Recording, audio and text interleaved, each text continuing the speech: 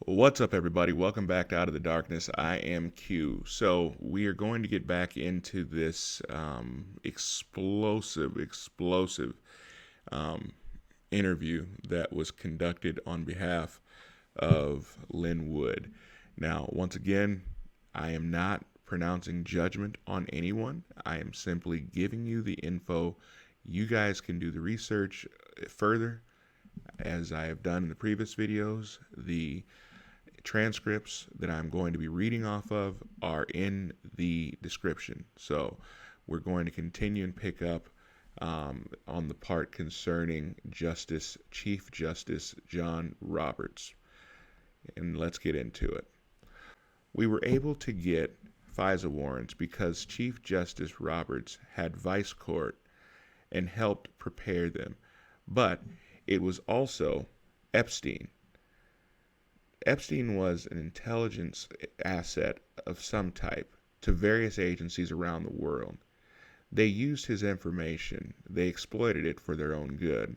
So when he was here, or his people were here, it was easy enough to justify a FISA warrant on them.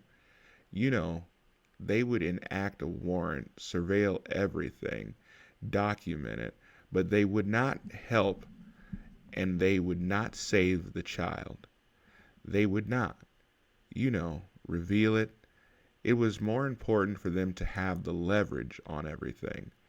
And of course, this was under their own corrupt ideas, but under Rod, his tutelage, and they wanted the leverage. Interviewer: Do you have any idea how Epstein and Supreme Court Justice Roberts initially met or would have met, or how that relationship would have been developed? How they would have met, says the interviewer. I think they met when he was under Bush, not long after he was appointed, somewhere along in there, just meeting powerful people, something like that. He did help him with his adopted children. From what was said there and what was, discussed openly in this dirty little trick squad, the children are not genetically brother and sister, but they were raised in that way. So that's more valuable to them. One, if not both, were originally from Wales, but they were in the Epstein channels and were easily removed from their version of foster care to Ireland, which has much more open adoption type records. He facilitated this for Roberts so he could adopt them both at the same time. There was a little gap, but it was just paperwork, and Epstein had done that for him. So they met, they worked together, and he was doing favors at some point. Interviewer: Was this something Supreme Court Justice Roberts would have paid for? Or is this, a favor exchange to Epstein to link him up with these children? Or interviewee: I don't know at that point. It's possible it could have been either one. I don't think there would have been a payment at that point. It was more for his position. There would have been some type of favor, but I don't know either one was done. He facilitated it. Interviewer: Interviewee: Was there payment? Was it a favor? I can't say. Interviewer: Okay. Can you go into more details on Supreme Court Justice Roberts with these children and the circles that he ran in as far as you are aware? Interviewee: Children are often used as a commodity, a way to buy yourself into certain inner circles. And these people are all wealthy. They're all powerful. And they don't trust you unless you're as compromised as they are. So you provide children to them, your children, adopted children, whatever. This is how they can trust you. You're as dirty as they are. You cannot be exposed because you can't expose them. They can't expose you. If everybody's just as dirty as you are, you know you're safe. And like I said, this is a way for them to buy their way into these inner circles and get access to whatever.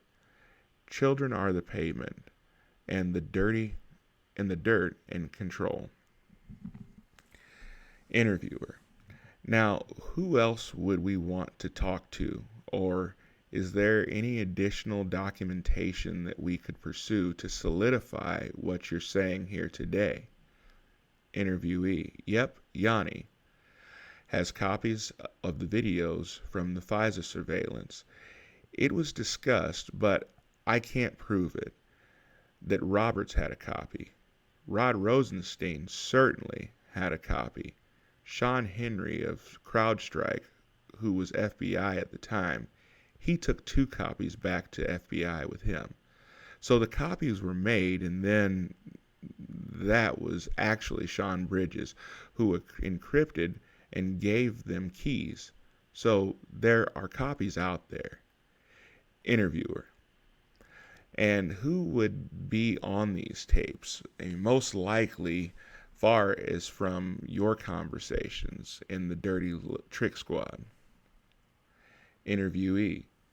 From just those tapes when I was talking about the copies? Interviewer. Interviewee. That would be Roberts. Excuse me. Those would be Pence and his 2 lovers and the younger ones. There were also, they would do the same thing. Illegal surveillance, or sometimes inaudible. This was mostly in the country, illegal surveillance with Roberts' children and whomever they were with. They'd set it up. They knew that they weren't going to be exposed because it's Chief Justice Roberts' children. And please keep in mind that these children have been abused since birth. And I don't want anything else happening.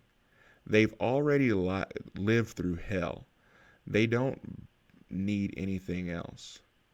But they were getting loaned out for different groups.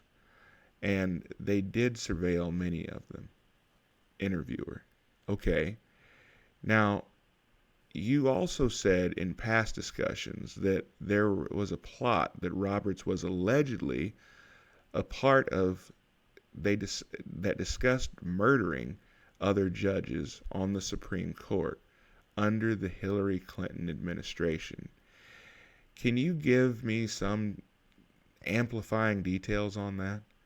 Interviewee. This is something the FBI set up under their guidance. Their political people going to be a false flag. This had gone out 2 years almost before the election, and it was a sovereign citizen group. Obama did not want any terrorism unless it was white terrorism. So this is a sovereign citizen group that the FBI had infiltrated and armed and instigated against other targets. They were, for the most part, pro-American, but they were racist in some of their origins.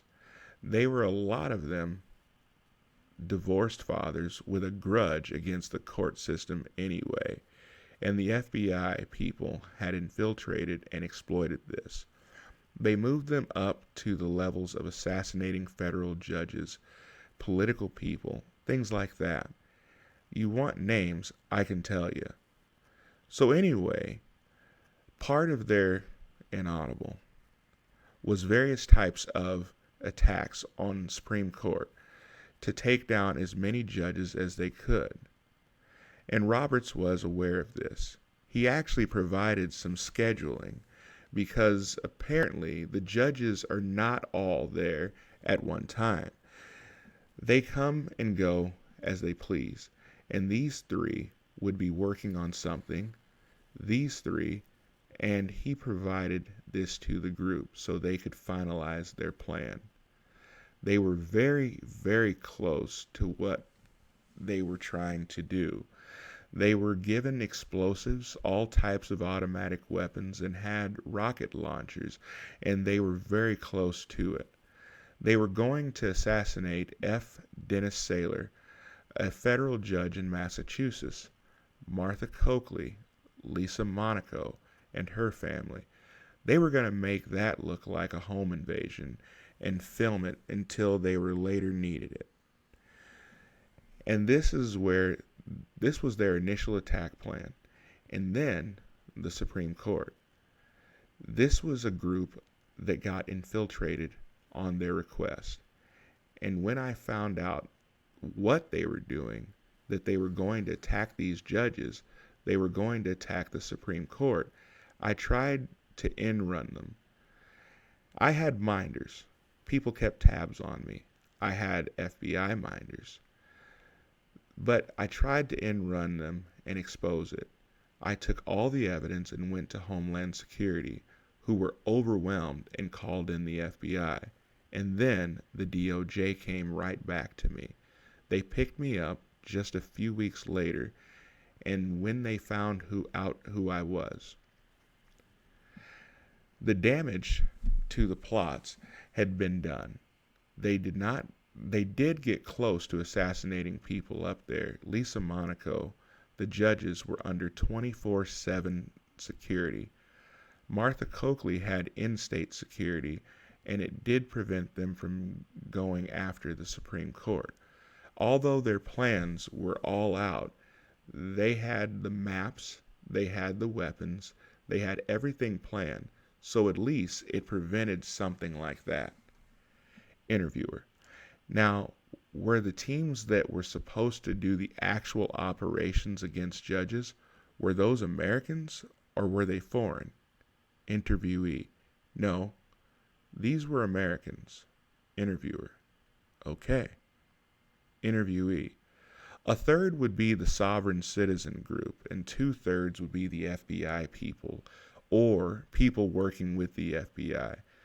They were going to get rid of them anyway, and actually, I have recordings of their planning on the phone with me. As you know, part of this group.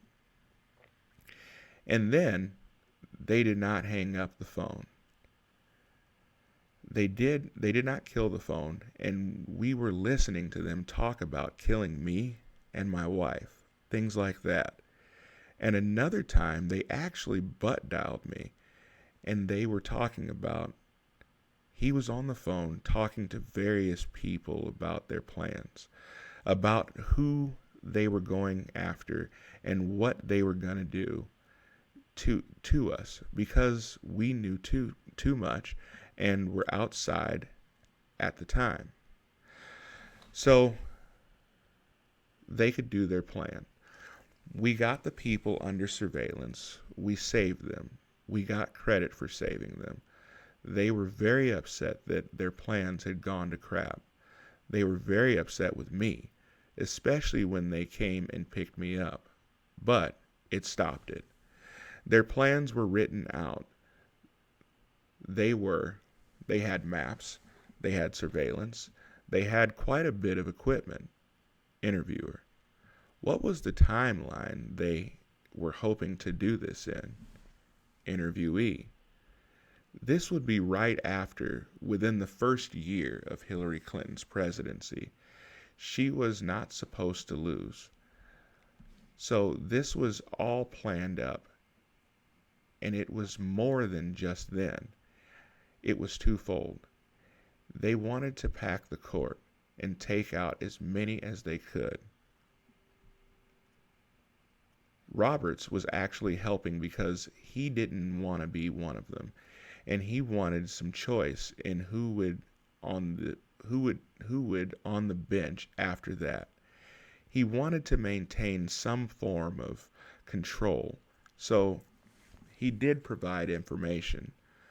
This was to be done within the first year of Hillary Clinton's campaign, so they could ban firearms as well as impact the court. They'd have plenty of time to do that, and that was their two main goals. Interviewer: do you believe that the death of Antonin Scalia was part of this same plot? Or is that, do you know if that was a separate? Interviewee: it was the same people. He was a backup plan. He was their biggest threat, being the most conservative justice. Justice Scalia actually, I believe he found out about this. The plans, he went to the White House like a week before his death. I believe he found out what they were trying to do when they moved away from the overall attack. Where these people lived, or, they would attack around the holidays when more than just one justice would be in their home. Things like this. And again, Roberts was providing this. But they had to take him out. He was seen as their biggest obstacle. So the same basic group that was involved were given access to the ranch where he was found. They talked about how they did it. They had a couple of different options, but it was discussed prior to his death what they intended to do, where they could possibly do it, how they could do it, or who they would need. The records are there at the Cibolo Ranch. One person was brought in. There was 3 men. One person was brought in as a temp worker. The other 2, same team, were brought in as servants for the group that was there hunting. And they discussed how it was done, that they used dipso, dimethysulfoxide, which is fairly inert chemical. It just goes through your skin, but if you mix it with a poison or drug or something like that, it'll go directly in your system and overload you. I believe that's why they found him with the pillow over his face. He was struggling to breathe. He couldn't breathe. He was choking.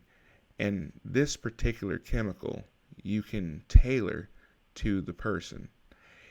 If they have a drug problem, you could put fentanyl in it and overdose them. If they have a heart condition, it would take very little to go directly in.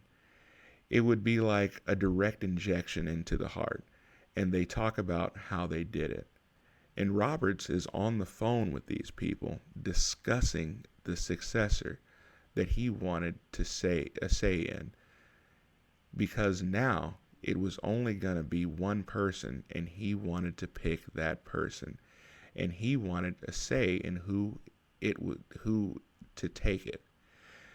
And of course, there was a lot of people that they're talking about Eric Holder taking it, all kinds of people, but he wanted a say in who was going to take over Justice Scalia's spot, and I don't think he got it. I mean, obviously, it didn't happen because President Trump was here, but he did want it. And this was all prior to the discussion of it, and him complaining that he wasn't getting any say prior to his death, his sudden death. So it was well known. Guys, so I'm going to stop there. I'm so sorry. I know that this hasn't been the clearest video. I know that my reading is probably atrocious. I apologize for that.